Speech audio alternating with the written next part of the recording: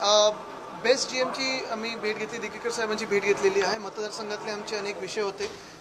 मग इलेक्ट्रिसिटी आणि अर्थात बस रूट्सचे त्या दोन्ही विषयावर चांगली चर्चा झाली आहे, सकारात्मक चर्चा झाली आहे आणि विषय सुटतील ही अपेक्षा आहे. तसं पाहायला गेलं तर बेस्ट आणि आमचं एक वेगळं नातं आहे, आपुलकीचं नातं आहे. सुनील शिंदेजी असतील, आशिष शेंबुरकरजी असतील, दोघंही BST चेअरमन देखील राहिलेले आहेत आणि साधारणपणे मुंबईची लाईफलाईन ही BST आहे. इलेक्ट्रिक बसचा पुरवठा जो आहे तो तितक्या मोठ्या प्रमाणात होत नाही आहे, जितक्या जलद गतीने बेस्ट इलेक्ट्रिक बसेस येणं गरजेचं होतं. नक्कीच.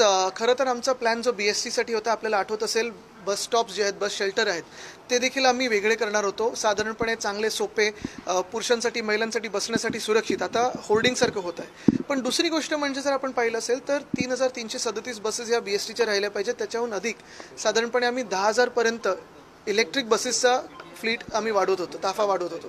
त्याच्यात 900 डबल डेकर इलेक्ट्रिक बसेस येणार होत्या. हे सगळं होत असताना सरकार बदललं आणि कुठे ना कुठेतरी एक फुलस्टॉप लागलेला आहे.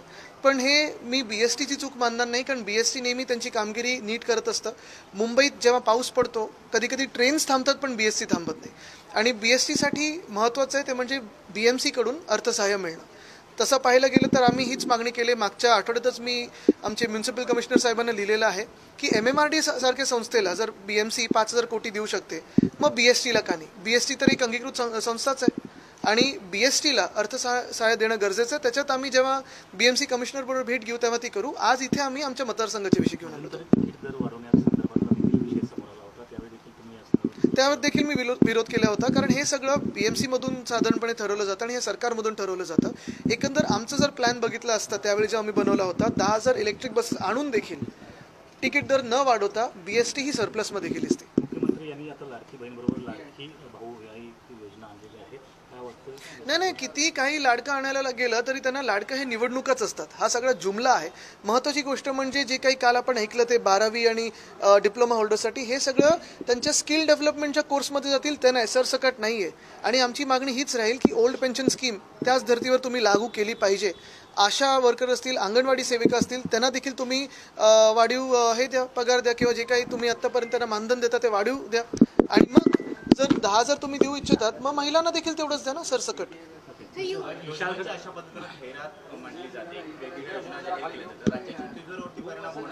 मला वाटतं सगळं जे काही होतं ते खोक्यांमध्ये निघून गेलेलं आहे. आज आपण पाहतोय मुंबई महानगरपालिकेच्या कमिटेड लायबिलिटी किती आहेत आणि आम्ही 92,000 कोटीचे सरप्लस तिथे FD करून ठेवलेले आहे आणि प्रत्येक प्रोजेक्टला लिंक्ड होतं. काही लोकांना कळत नाही काय वापरायचं कसं, म्हणून उधळपट्टी त्यांनी केलेली आहे.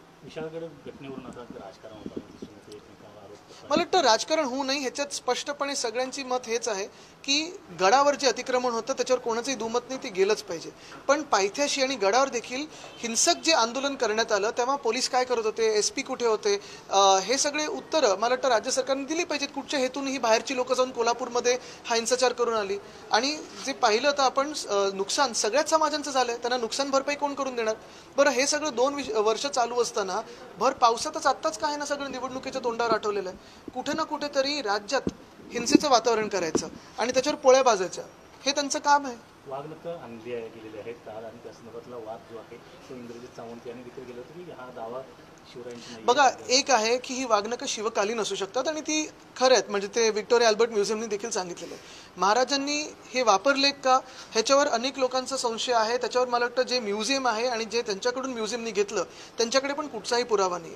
पण दुसरी गोष्ट म्हणजे मुनगंटीवार साहेबांनी मागच्या वर्षी आपण पाहिलं असेल 10 दिवस UKचा दौरा केला होता, इंग्लंडचा दौरा केला होता आणि आपल्याला सांगितलं होतं की ज्या ज्या म्युझियममध्ये जे काही महाराष्ट्राचं असेल ते आम्ही तिथून आणू आणि इथे महाराष्ट्रात आणू. पहिली गोष्ट म्हणजे ही वाघनखं लोनवर आणली आहेत की परमनंटली आणलेत. दुसरी गोष्ट म्हणजे किती गोष्टी अशा म्युझियममधून त्यांनी 10 दिवसाची मजामस्ती टूर केली त्याच्यातून महाराष्ट्रात परत आणलेली आहेत. ते टूरचे पैसे कोण देणार आहे? आत्ता आपण करदाते म्हणून देतो, ते पैसे खरं त्यांच्या खिशातून गेले पाहिजेत, कारण त्यांची ती मजामस्ती टूर होती, सुट्टीवर गेलेले. विधानसभा निवडणुकीच्या तयारीच्या दृष्टीनं आपल्या देखील बैठका होत आहेत आणि मुंबईत 36 पैकी जवळपास 25 जागा त्या ठाकरे गट लढवण्याच्या तयारीत असतात. अच्छा, आपण बैठकीत होतात? नाही बघा, हे ह्या बैठकीत मी नव्हतो. महत्त्वाची गोष्ट म्हणजे आमच्याकडून देखील आणि महाविकास आघाडीमध्ये आम्ही सगळेच बोलत आहोत, कारण हे राज्य महाविकास आघाडी आता आपण पाहताय जिंकणार आहे. ह्याच्यात निवडणुकीत स्पष्ट दिसत आहे की महाविकास आघाडीचं सरकार येणार आहे. महत्त्वाची गोष्ट हीच आहे की आम्हाला महाराष्ट्र हिताचं राज्य आणायचं, महाराष्ट्र हिताचं सरकार आणायचं. issues were discussed? The BST is the lifeline of Mumbai. BST works 24/7 for Mumbai, be it in the electricity supply department or the transport department. What is very important is we today have come for our local issues pertaining to Worli with a couple of our housing society and some bus routes that we wanted to be restarted. Apart from that, whatever other issues that we have in terms of the BST, like financial support, increasing the fleet of buses, we will raise with the BMC Commissioner. Do you have some demands for the state government regarding the EST? That I will raise with the state government. First and foremost is that the BMC should support the BST financially. It is very important that we support this lifeline. So the state government has come up with a similar scheme for youth now, Ladka Bhau. I think it is, first of all, it's a jumla, everybody knows it. Secondly, we are also demanding that there should be parity for women and men in terms of the stipend that is being given. The stipend being given for men or boys is only for skill development, not overall. Thirdly, what about old pension scheme? What about Anganwadi Sevikas? What about Asha workers? That is also very crucial. So the Vishalgarh Fort encroachment issue and then violence also followed. What is Absolutely. Our stand is very clear. There is no doubt that any encroachment on any fort should be taken out, and there is no doubt in anybody's mind there. Even the people on the fort who are encroachers are saying give us alternative and we'll be ready to move. The problem here is someone from outside the district has gone into Kolhapur and created a chaos there, created violence there.